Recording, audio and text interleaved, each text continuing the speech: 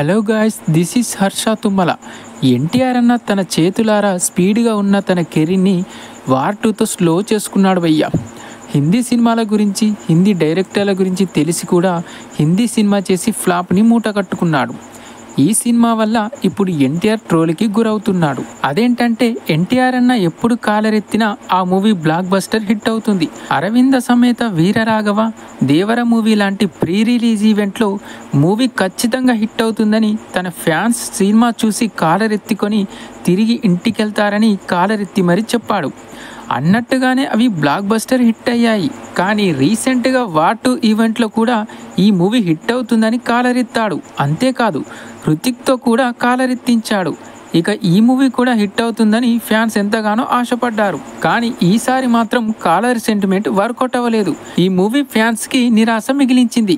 మరి దీని గురించి మీ ఒపీనియన్ ఏంటో కింద కామెంట్లో చెప్పండి.